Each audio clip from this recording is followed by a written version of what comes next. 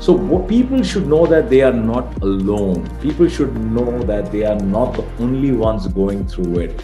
And once when they have the sense that how did somebody go through it? What did they deal? It's like free psychiatry, right? You're not paying somebody to go and get advice, but you're learning from somebody's stories as to how they dealt with the situation and how they solved it. So for me, storytelling, life is storytelling. Life is about how we identify as people across borders, across cultures. At the end of the day, the feelings and emotions, when I told you in an organization, it's the same.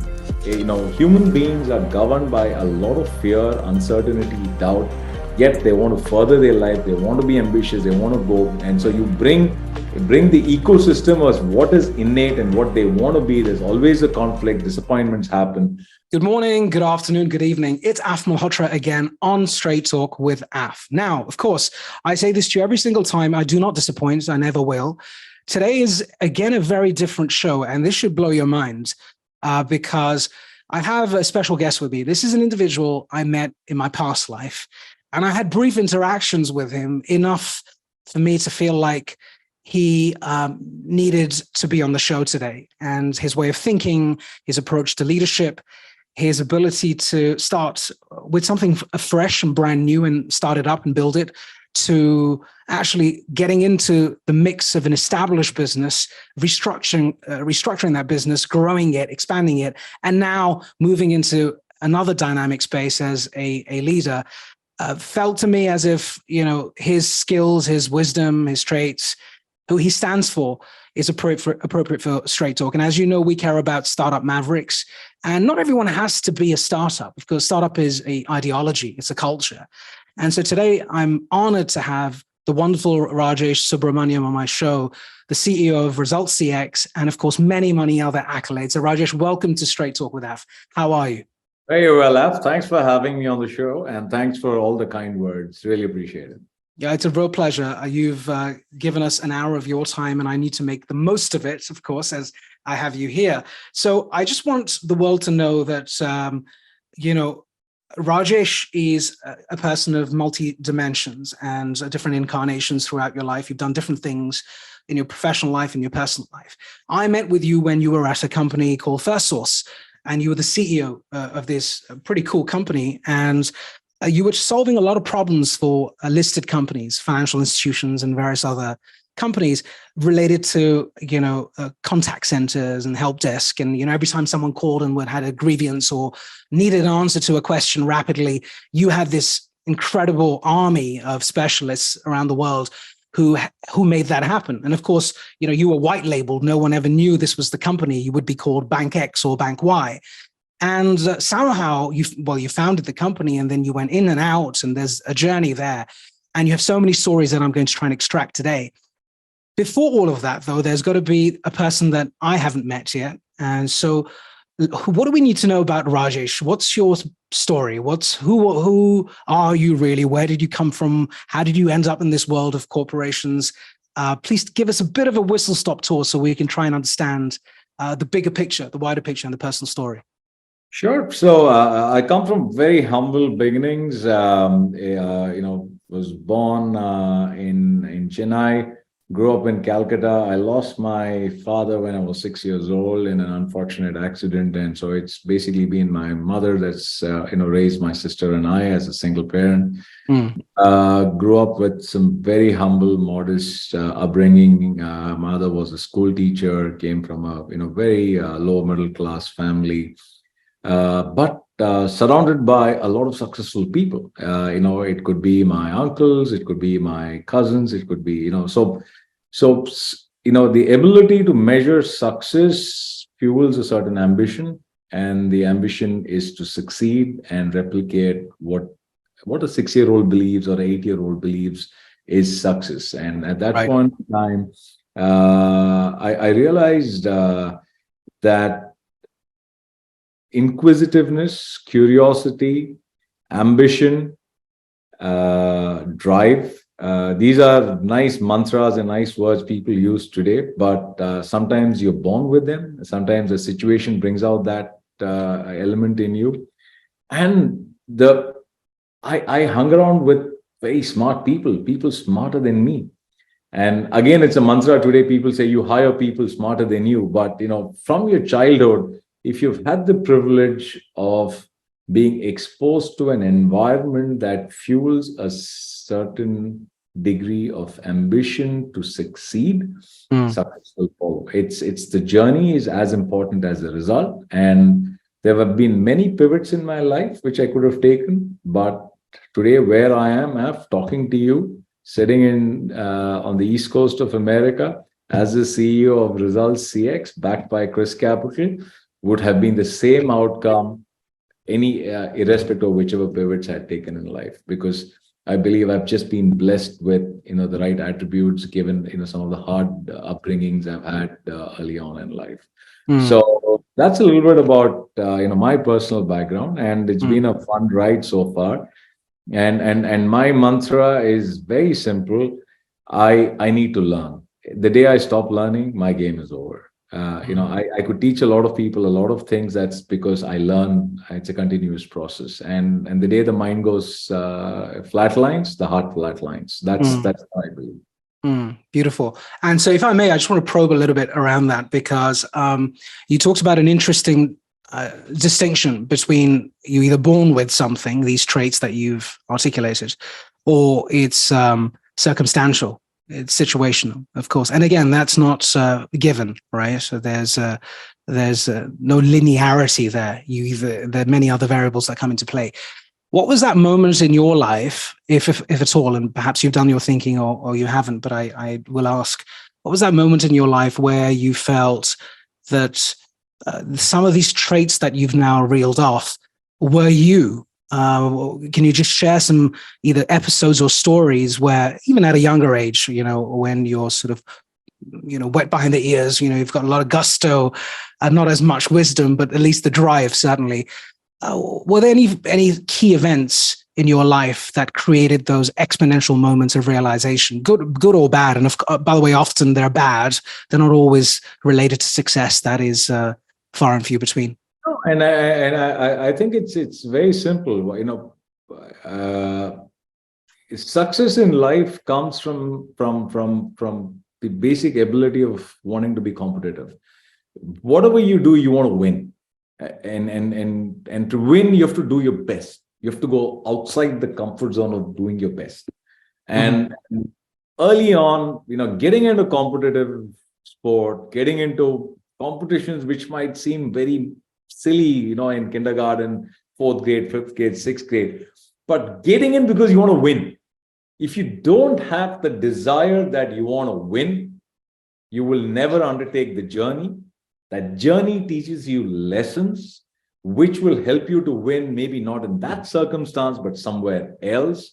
But there are no shortcuts in providing the effort in wanting to win. If you have to play 100 balls in 10 minutes to get that forehand right in tennis, you got to do it. You got to serve 1,000 serves.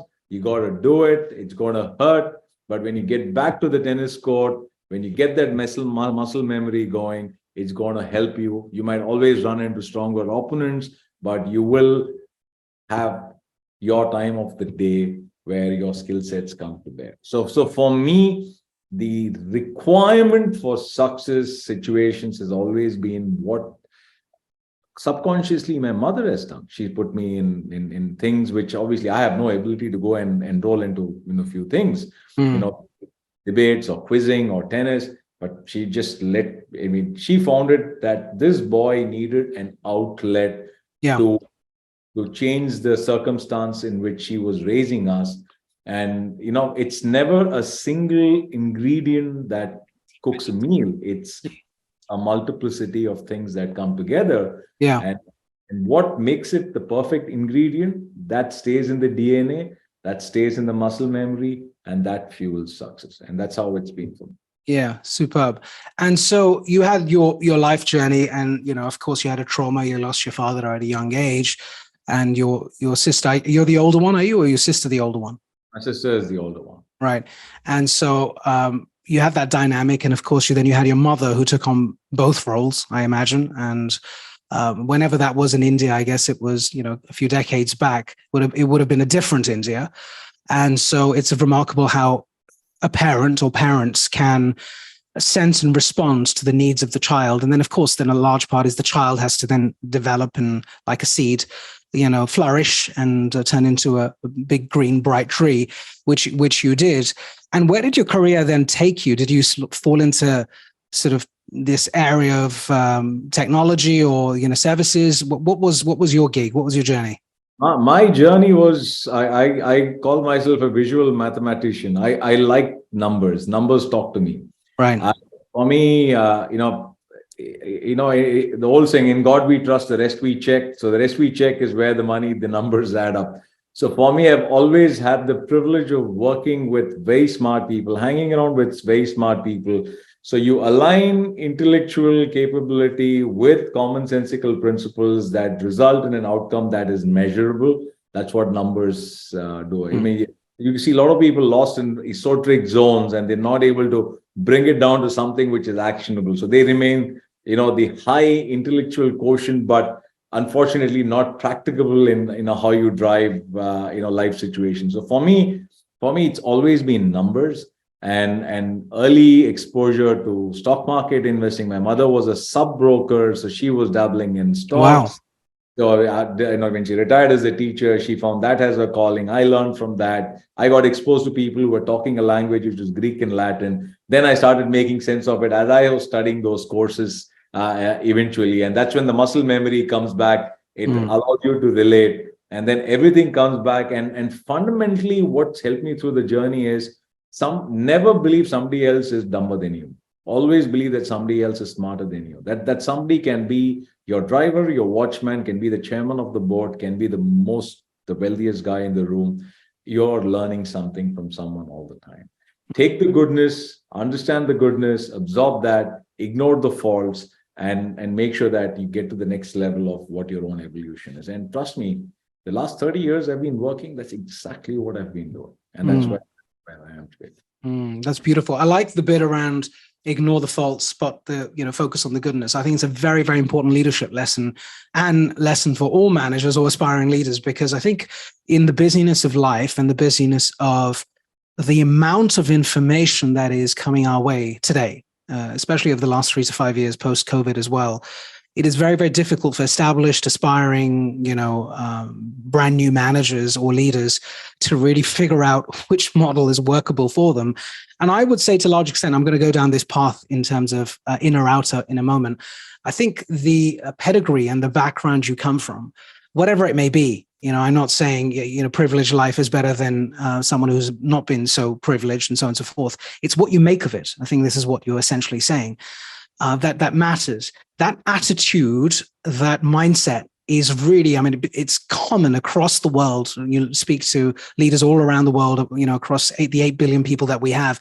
There seems to be, we don't get along in many ways, but there's some things that are consistent. One of those things is what you've just described, which is this idea of attitude and mindset, which of course, when some of us have it, everything is glass, half full. Actually. So that perspective makes a massive difference.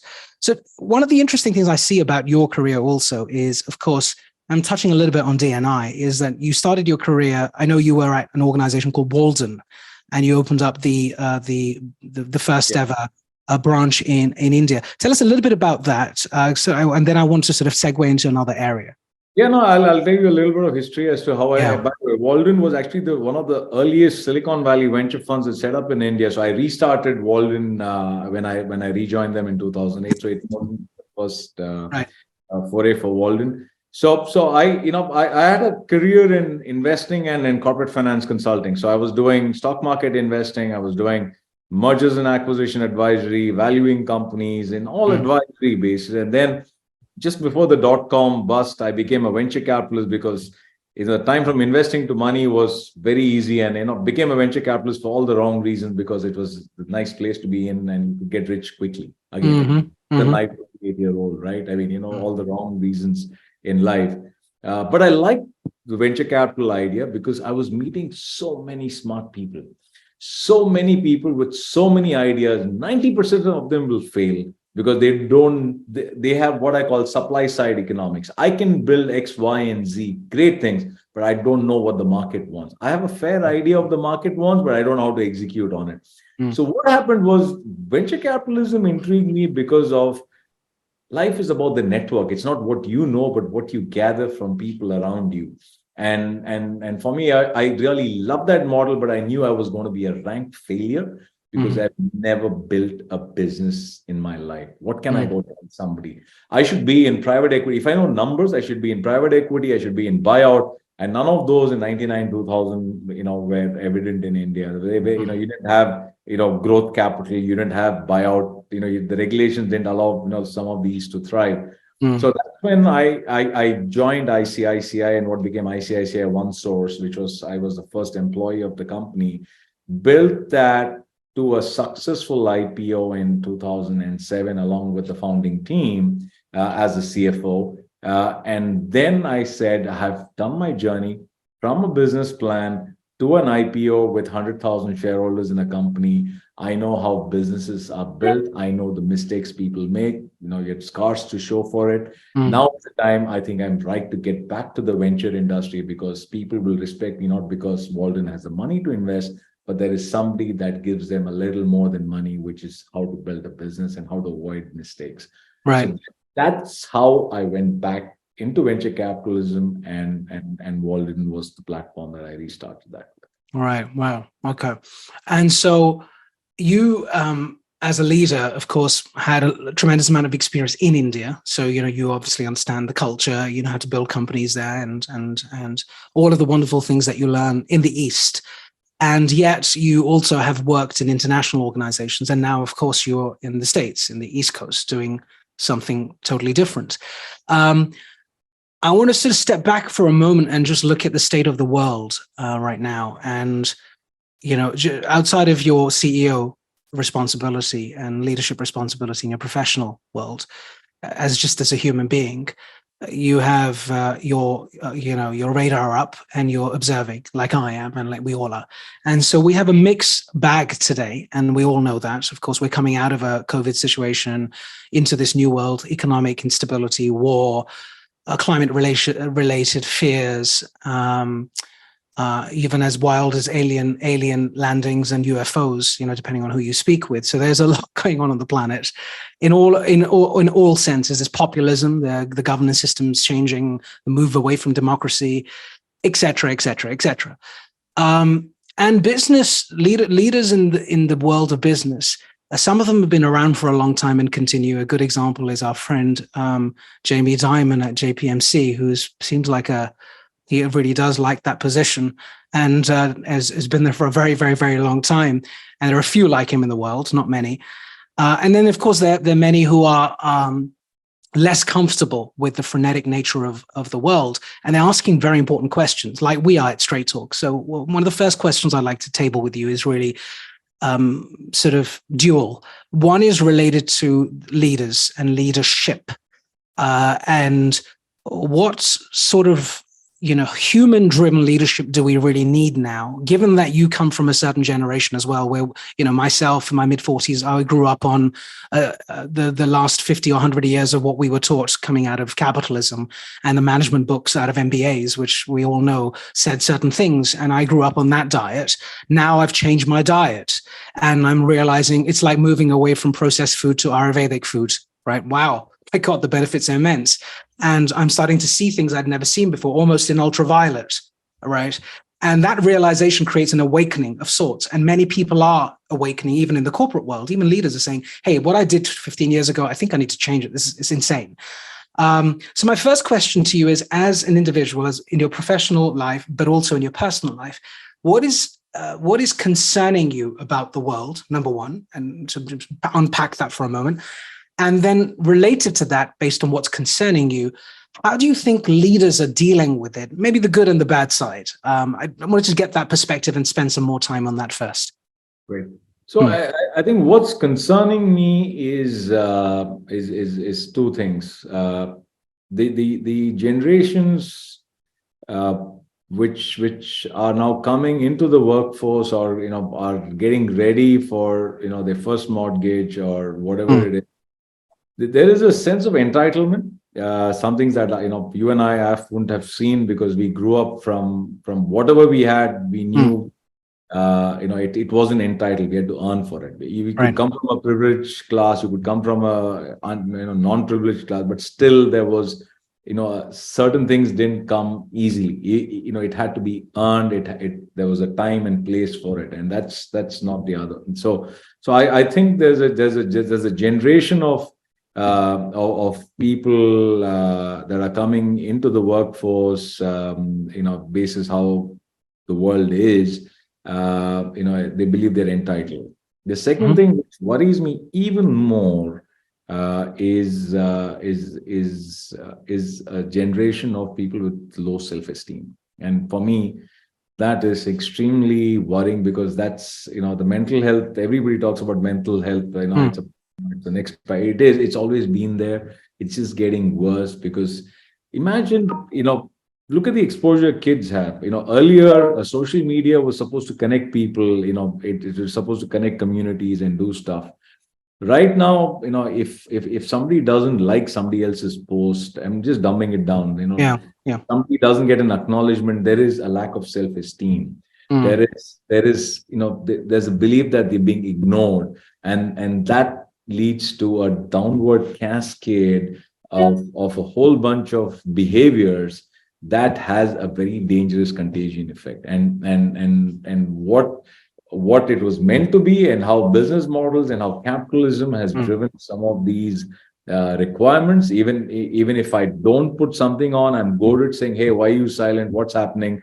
Why aren't you not spending money? We have missed. So you see what's happening. It's just that these couple of behaviors around low self-esteem and entitlement, for me, this can prove to be extremely destructive going forward. And at the end of the day, whether it was 30 years back or now, people have emotions, people have feelings. People go through the fundamental three emotions of fear, uncertainty, doubt all the time. How do you deal with those emotions? Manifest across different generations in different forms. But how do you solve for it as a leader, or as a member of a family, when you're living in a family, in a community, whether it's your friends, your family, your relatives, or whether it's in the boardroom, whether it's at work, the nuances are the same. How you deal with them is different. So for me, at this point in time, how do I deal with 20,000 plus people? Because at the end of the day, what they do impacts the experience with my clients. And if my clients are extremely happy with the company, my shareholders are happy. So for me, at the end of the day, the mental health of my employees, where their ambitions are, where they are in their own journey as to what they've earmarked for themselves. If I'm not able to solve, I can't solve for everybody, but if I can't provide that culture and the environment for them to thrive, my game is over. And that's how. Got it. So it's a great point. It's a sense of entitlement that comes up a lot, of course, and that's and I'll give you an interesting perspective on that, because it's been debated. So one side of the coin is the sense of entitlement being the concern. When I speak to people who are on the other side of the fence, they would, of course, vehemently disagree. That they have a sense. They don't know any other way. I mean, that's the only way. Correct. Correct, of course, because they would argue our default is this. This is our diet. You gave us this diet, and we grew up on this diet, and that's all we know. Of course, because how do we put ourselves back into 25 years ago when you had it tough, and you had to work hard and push trolleys or be on the checkout in the supermarket and so on. So they have their perspective, but I hear you. The second one, I do have to agree with you. It's a worrying situation with mental health and the lack of self-esteem. And of course, the over and extreme dependence on being liked, actually, both senses of the word, by people, which is the most bizarre thing. You don't even know, and in fact, don't know you. But the lack of likes on a platform can have catastrophic mental illness-related effects on young people. And we see that happening for boys and girls, men and women. And of course, I don't think people like us are immune to it either, because let's say, after all, these systems have been developed with behavioral science in mind. I mean, the dopamine hits that we get. Of course, why are we on our mobile phones constantly ticking and pressing buttons? Because I'm addicted to, maybe on LinkedIn, not on TikTok, right? And so this is a very dangerous world that we all operate in. The metaverse is something that is even more worrying, because now you're asking us to go into this wormhole of another world within a world within a world with, intangibles. And that becomes our identity, moving forward. That is one of the technologies that I feel very worried about, as much as you can create a lot of fanfare and excitement around it. The leadership role then, therefore, you have, going back into your work, like wearing a CEO hat now, you say you have 20,000 people. I mean, how do you deal with this? Because, look, frankly, you have all sorts of people working in your organization. I mean, you have 20,000, that's a lot of people. And I assume a lot of people are working in India, some in the States, different parts of the world, right? How do you, so knowing what you know, what are the ways to combat this, if at all? I mean, you could say, Af, I don't have the answer, but what are you doing as a leader to try and manage the situation? So what I'm doing, Af, is not to be prescriptive. This is a game of not saying do this, do that. It doesn't work. I mean, I have people working in Philippines across, different cities in Philippines, in India, in Bulgaria, in London, in Mexico, in Honduras, and in America. It's a pretty diverse workforce. But what works is storytelling, vulnerability. So what I do is I talk to people about my stories. I talk to people about all the mistakes I believe I've made. I talk to people about everything that gives me joy. I talk to people. So what happens through the storytelling medium, you're not being prescriptive, but there is a basis of how people can identify with situations that they go through. Now, if I have 20,000 people who have 5 stories to tell, it's 100,000 stories. That's 100,000 learnings, or at least 50,000 learnings out there, which people can. So what people should know, that they are not alone. People should know that they are not the only ones going through it. And when they have the sense that, how did somebody go through it? What did they deal? It's like free psychiatry, right? You're not paying somebody to go and get advice, but you're learning from somebody's stories as to how they dealt with the situation and how they solved it. So for me, storytelling, life is storytelling. Life is about how we identify as people across borders, across cultures. At the end of the day, the feelings and emotions, when I told you in an organization, it's the same. Human beings are governed by a lot of fear, uncertainty, doubt, yet they want to further their life. They want to be ambitious. They want to go. And so you bring the ecosystem of what is innate and what they want to be. There's always a conflict, disappointments happen.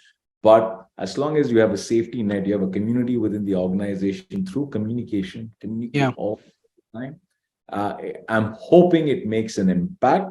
I can't solve for everybody's problems, but if I can at least ensure that the organization is stable, people want to show up for work, people don't drag themselves out of bed to show up to work, I think I've done it well. And the validation for me is certifications on great places to work. So how do I connect? I mean, I can have an employee satisfaction survey, I can have all that, but what people tell outside, what people put out on the social media posts as to what they're belonging to the company, is a validation whether it's working. Yeah, bang on. Okay, so storytelling, flexibility, being dynamic as opposed to being prescriptive. And I think one of the most important things, storytelling, of course, is age old and so powerful, actually part of cultures as well.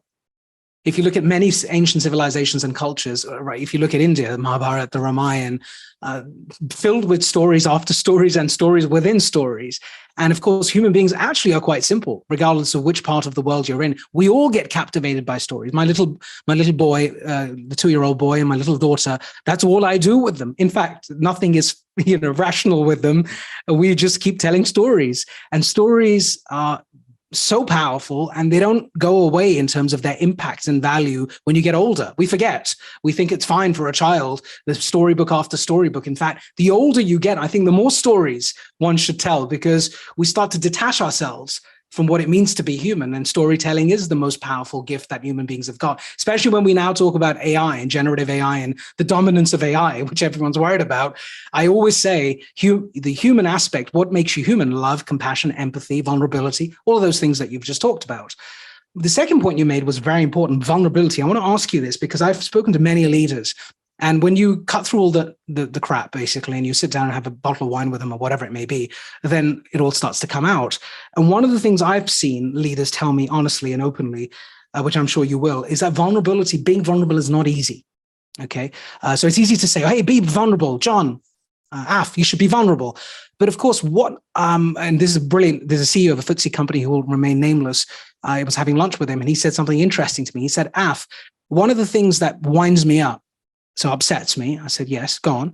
He says is when the media and people around you expect a CEO to wake up every morning, come to work and just be empathetic and just be compassionate and just be inspiring. It's almost like you think I'm AI. I'm not human. You've forgotten that I'm human.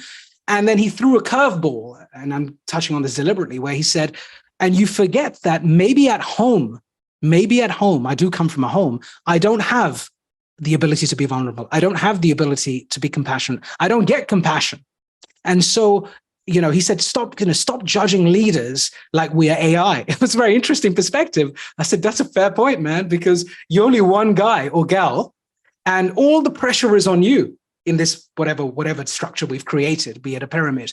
So how do you get your managers and your leaders to be vulnerable? I don't mean it's not a switch, obviously, but how have you done it in the past? No, so the first thing I've done is I've told these guys exactly what you said. I said, I'm far from perfect. I'm imperfect. And, and I tell them, be it with my kids, every Saturday evening when we're having our dinner, it's storytelling. I tell them all the screw-ups I've made in life, make it humorous, but there's a life lesson in there. Yeah.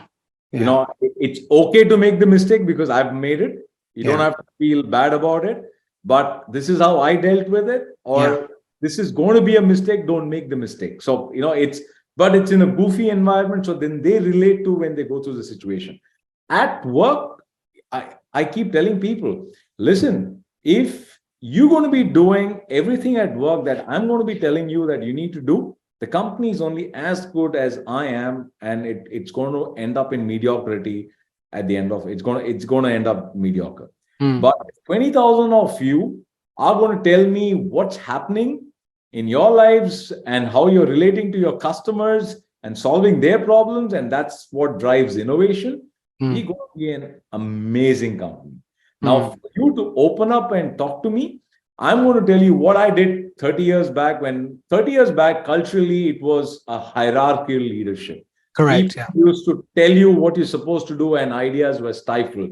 And how did we break those glass ceilings? How did women break those glass ceilings? How did juniors, became superior to the seniors because they went to other organizations and then they held better titles, and then organizations who said, hey, we shouldn't have let this person go. So there's a whole bunch. I mean, there's not one way of how you solve for this, but a level of transparency, honesty, a level of not reading out from a playbook, and ensuring and showing people that, hey, I have screwed up a lot and I have scars to show.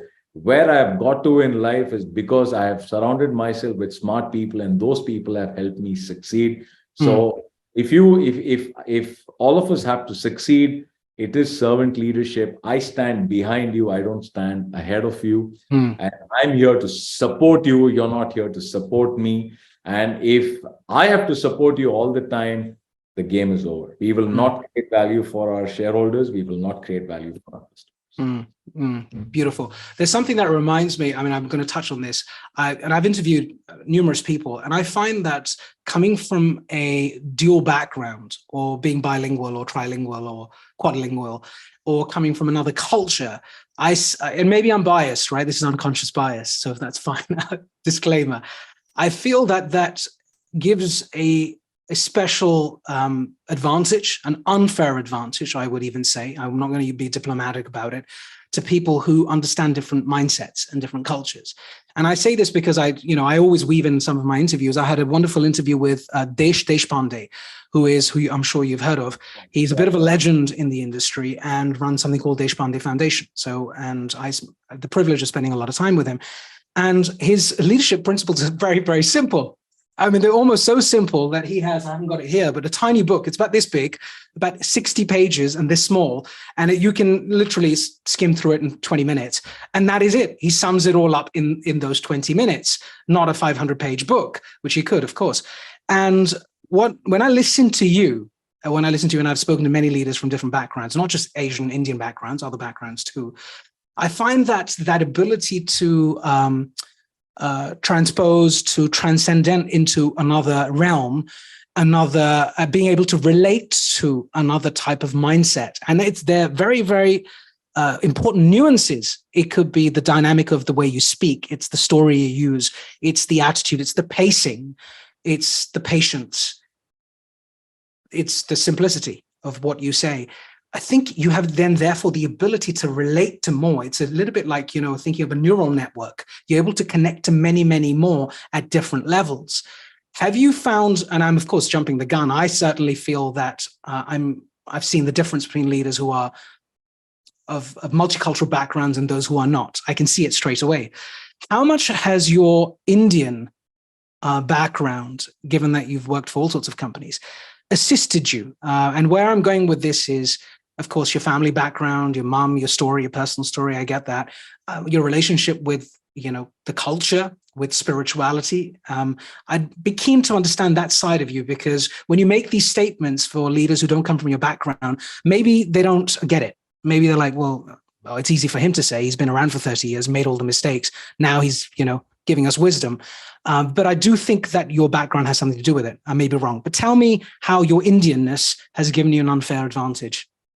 I don't think I've never thought of it on that vector. I have to be very honest with you. The what I use is ultimately it's people everywhere, and you're solving for a problem. I mean, different people have different, cultural nuances. Somebody would be high IQ, low EQ. Somebody would be high EQ, low IQ. The common thread is you need to connect with the lowest common multiple. I'll tell you some interesting stories. You learn more from the floor than you learn from the boardroom. So the days I used to be smoking, I used to go to the smoking area in the company I used to work, and I used to hear the chatter of all the kids out there. What are they talking? What are they buzzing on? What do they like about the company? What don't they like about the company? And a lot of them didn't know I was a CEO, because that again was a pretty large organization. Blending in there and understanding what they want, what is the chatter, and chatting up with, if you think somebody is going and saying something which is not, it reflects that they're just chatting and having a very easy conversation without hierarchies, without divulging who you are. And so connecting with that lowest common multiple, and that is true across geographies.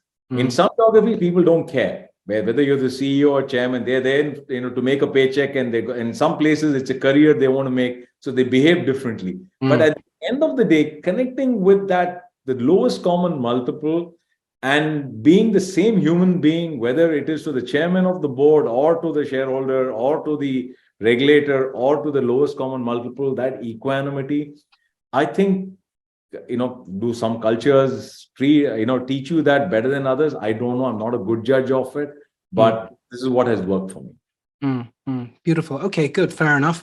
And that's a fair point, where you're saying that you haven't looked at that vector before, but hey, I planted the seed anyway, so you can think about it at some point. Let's move on a little bit as we come towards the sort of the later half of the show. I wanted to get your viewpoints on a topic that is close to my heart, which is being discussed quite a lot, which is around diversity and inclusion. And it's phenomenal because all around the world, I feel diversity and inclusion has its different global faces. It's done differently in East versus West, even in the East, and there are many other manifestations of D&I based on which part of the East. And there are sort of 6 communities that I tend to talk a lot about, one of which is, of course, gender, race, then LGBTQ+, neuro and cognodiverse. Neurodiversity is now becoming more of an issue that we're becoming aware of and realizing some people are realizing, I'm actually neurodiverse. I didn't realize. No wonder I behave the way I behave, right? Phenomenal. And people with physical constraints, unfortunately, they need a voice, they need a say, they need to be recognized. Multi-generational age, I call it age and multi-generational, that dynamic. And all of these factors that sort of come together in these diverse communities tells us that in the workforce, you have all sorts of people from all sorts of backgrounds. And these are just the 5 or 6 core diverse communities. So as a leader, we've been studying this, trying to figure out who's doing what, where, how. And without being cynical about it, I mean, there are some organizations that are doing a great job and that take this seriously, and they've got a D&I officer, they've got an HR officer. That doesn't mean they're doing D&I, but unfortunately, for some it does. And many people are going down the path of just being a tick box exercise based on the SDG goals or the various agreements and accords that have been sort of laid out. How do you have a fast growing business, it's a technology company, and we're going to come to that nearing the end of the show now. So how do you look at diversity and inclusion? I've seen many of your posts on LinkedIn. Of course, I've been spying, and I noticed that it's clear that you have a huge focus on D&I. You've from your posts, women's gender parity, equal pay, and other communities that you've represented. So it's clear as a leader that this matters to you, and I see that in your tone. Firstly, tell us what you're doing about it. Why does it matter, and what are you doing about it? And then I have 1 or 2 other questions around, leadership in the future around D&I. So why does it matter? What you're doing about it? Absolutely. So again, the D&I, ESG, these are all concepts which have existed in many forms historically. So for me, the only principle I use is meritocracy. All I'm saying is people who are deserving for the job should get the job, and somebody who deserves the job if for example, if 100% of my organization was all male and 30% could have been replaced by women or by different orientation of people who are more capable than that one gender, I think the organization has done a disservice for its customers and shareholders. So for me, it's the right person for the job, and if it allows me to correct a skew, which it should not be, and I will do it because it's important. And then the example I give is very simple. Why has this become an issue today goes back to our history when Henry Ford says that, as long as the car is black, it's fine. It's one way of looking at it. So you had one assembly line, one set of components, one paint shop, and one type of car that came out. Today you see around you. Today you see the number of cars, models, designs, the engine, horsepower, color, shades, finishes. You think one type of people would be able to produce that many? The homogeneity in a workforce doesn't work. And that comes back to meritocracy. You need people from very different thinking, very different orientation, very different cultures, ethnicity, whatever it is. Today, you call it D&I, you call it ESG, but it is for the good and the health of the company and the environment and the community you're in. So for me, that's the filter that I use, saying that, hey, if I don't get an alternate point of view, if I don't get a point of view from a different perspective, we are going to cap out, we are going to top out at some point in time, and somebody's going to eat our lunch. So having conflicts, having issue-based conflicts, having different points of view, having these debates, and then solving for the problem and aligning people towards that common goal, for me, D&I helps me solve that larger problem. Love it. I love the way you describe that, actually, and I like the Ford example because it's the total opposite of that, and the other end of the spectrum. And I guess this is the world we live in, with the choices and the preferences and the type of customer base that is changing rapidly. And of course, the customers are more informed than even the service providers or the product providers these days, because they know so much more. And that's the advantage of having information. You and I can exchange so many notes because we get exposure peer to peer that the manufacturer or the service provider might not know. Correct. And so then the question is, how if they have only one type of a workforce, they will Yeah. never know what is out there. All I'm saying is all these things which are now have been mandated is not because it's a tick box in a board approved in an SEC requirement, but what is good for the company, for the health of the company and its success. Yeah, yeah, beautiful. Nicely put, nicely succinct, and I love it. Finally, tell us about what you're doing right now. So ResultsCX, what is this company about? Firstly, why did you take the gig, if you don't mind me asking? And because there's got to be a reason for it, of course, at this stage of your career. And what is so special about this organization that feels good to you, you feel excited about? Yeah, no, I honestly, why I took the gig was, as I said, I like disrupting my life. I hate to be in a comfort zone. Yeah. I am, whatever people who are half my age usually will take the risk of moving geographies and doing stuff. But I decided to do it because I said, if I don't do it now, I'll never do it. And I'll always be in my comfort zone. I had a great set of investors. We acquired a great company. It was a little bit of a lifestyle company. Mm. It was doing well, but it was a very nice, happy place, but it wasn't living up to its full potential. What this company could achieve with the core assets it had in terms of people, the relationship people had amongst themselves, with the clients, and the kind of work we were doing, I think the picture we could paint with this is more significant than what it was being represented. So we said, let's buy it and let's tell our story. And we are not doing a bait and switch. It's not that we're saying something which we're not doing. We're doing so many things that are so impactful that it should come out and it should enable us to solve for our clients' problems and create value for our shareholders. So we saw all this. We said, let me jump into the deep end. And I always love jumping into the deep end of the pool and then swimming to the shallow end. And I said, let me do it. At this stage in life, my kids are, in senior school, heading to college. So they're not in that disruptive age where I'm doing something that is completely going to upset and pull the car, wheels off the car.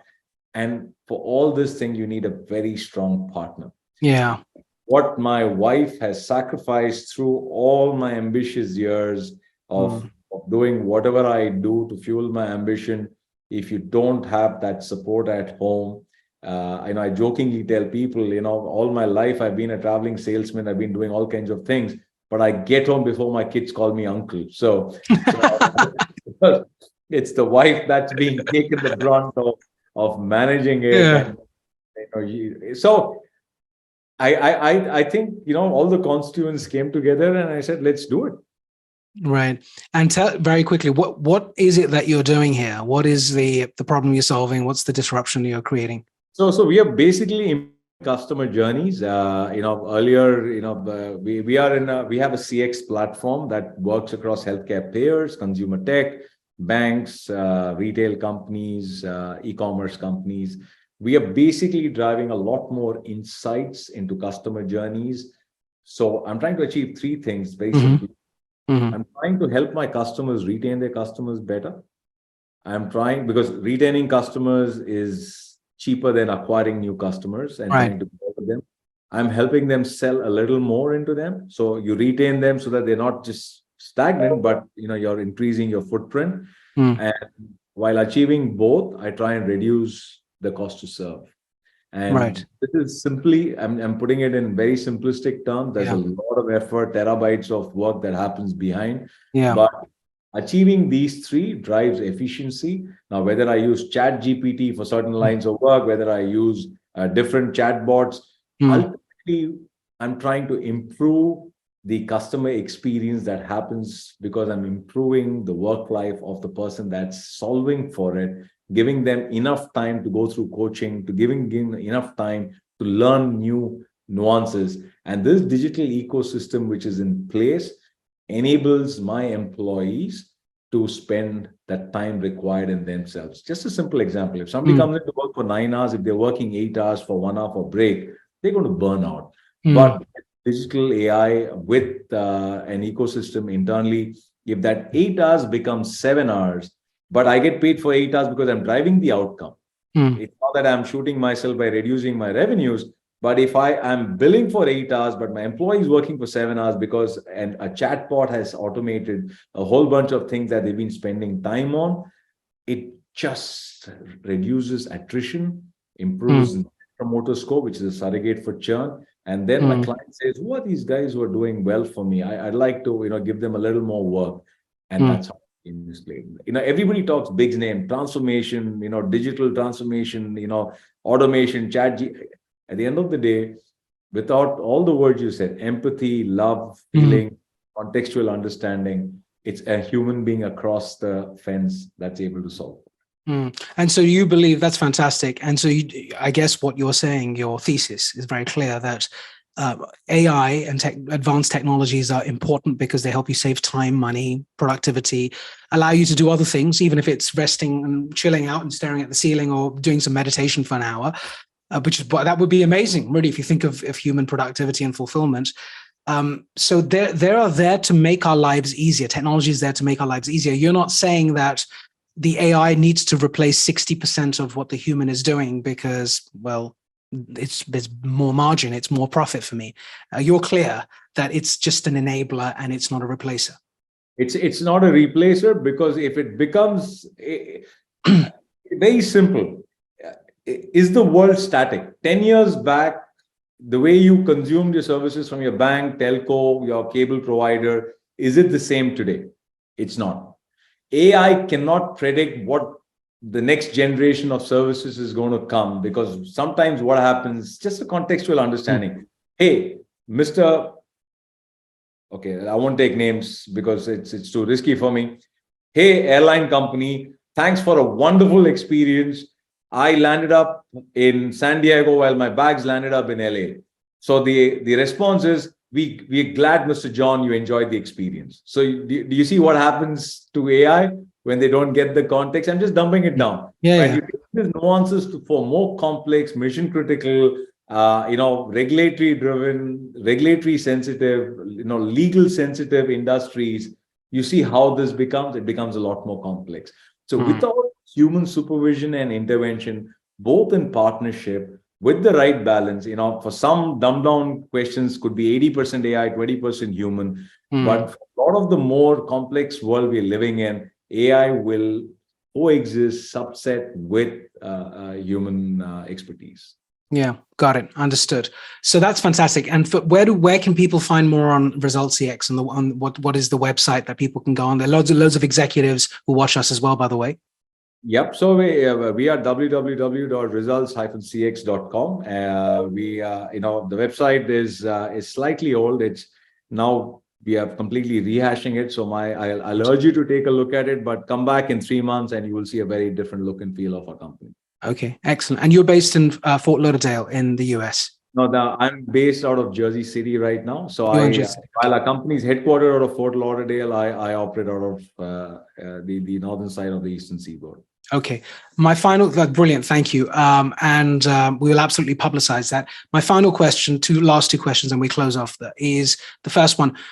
You just walked into a room and through some form of a miracle, your 16-year-old version walks in at the same time, right now, just, that door opens up and you've got 3 minutes or less than that with that person. What are you going to say to them? I'm sorry, I missed the question. Okay, so you're sitting where you're sitting right now, and so the door opens, and a 16-year-old version of you, the young version of you, walks in just for a few minutes, and you have an opportunity to share whatever, your wisdom, your knowledge. Try and picture yourself in that mode. What would you say to the younger version of you now? I have a great life. I don't change anything about yourself. Just be the person you are and enjoy the ride. Let there be mystery. Where there's mystery, there is going to be profitability. Just remember that. Where there's mystery, there's going to be profitability and prosperity. Okay, great. Wonderful. That's lovely to hear. And my last one, how did you find the experience today, Rajesh? Just a few seconds on Straight Talk with me. How was the experience? Some words to make us work No, hard. absolutely. You kept it very easy, and I really enjoyed it because you've asked me questions which nobody's done it. I mean, nobody's done this. People ask me about company performance numbers. It's always that, and you've brought out certain nuances, some answers that were not prepared. It's just come out from the heart, and I hope it made sense. Oh, yeah. I really enjoyed this interaction because, hey, I didn't feel that you spent an hour and a half. And when you don't see time fly by, it's time well spent. Yeah. No, thank you very much. I had an equally, enthralling time. There are a lot of very important lessons you will probably not realize because you said them, but we'll bring them back to you. And nice snippets and nice quotes that are part of your life. And we don't sometimes realize, when someone asks you a question, that's when you're digging much deeper and thinking, on hindsight, that is my life. That is how I define my life. And which is why it's such a privilege for me to have people like you on the show, because it's an incredible learning exercise. And like you said earlier, you're a student of life. And thank you so much for coming on my show. It's been a real pleasure to reconnect with you. And we wish you all the best in your new journey with ResultsCX and everything else that you're doing. No doubt we will be in touch. And for our listeners, click on the bottom right there, subscribe button. You can watch this episode of Rajesh and various other episodes that we have on the show. So with that in mind, thank you so much. I'm going to sign off. I'm Af Malhotra. Real pleasure seeing you, Rajesh. Thank you so much, Rajesh Subramaniam, CEO of ResultsCX. Be well, take care, and I look forward to seeing you very soon. Thanks, Af. Thanks. I really enjoyed the session. Thanks, Denise, for setting it up. Cheers. Bye. Thank you.